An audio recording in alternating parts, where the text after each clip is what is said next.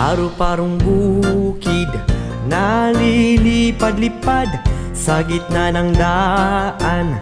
Papaga-pagaspas, isang bara ang tapis, isang dangkal ang manggas. Ang sayang deko na isang pyesa ang sayad.